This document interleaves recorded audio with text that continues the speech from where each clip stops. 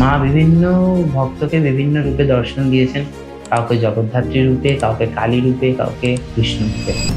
এবং মাকে দেখে উনি ভাবলেন যে এত দিন যে চতুর্ভুজ মূর্তি আমি পুজো করেছি, ধ্যান করেছি, সেই মাকে আজ আমি সম্মুখে দেখছি। উনি জগদ্ধাত্রীকে একদম সাক্ষাৎ মায়ের সামনে দেখছেন। ওনার সাথে একজন চাপরাশি ওখানে ছিল। সেই চাপরাশি পরের দিনকে প্রমথনাথ বসুকে বললেন, আমি মায়ের মধ্যে দশমহাবিদ্যার 10টি রূপই লক্ষ্য করেছি।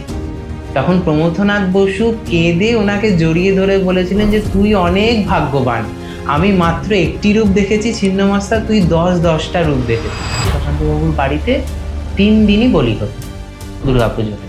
তো মা যাওয়ার পরে প্রথম দিনের যে বলিটি হয় সেটা সমাধা হওয়ার জন্য একদম প্রস্তুত। খড়গে শান দেওয়া হচ্ছে, যাবতীয় যা যা হয় খড়ের বলির সময় হতে হতেই মা ওখানে উপস্থিত ছিলেন। এবং যখন কিনা একদম বলির সময় আগত, পাঁঠাটিকে একদম হাড়িঘাটের উপরে চড়ানো হচ্ছে, ঠিক সেই সময় মায়ের হাতটা গিয়ে একদম পাঁঠাটির মাথার উপরে পড়ে।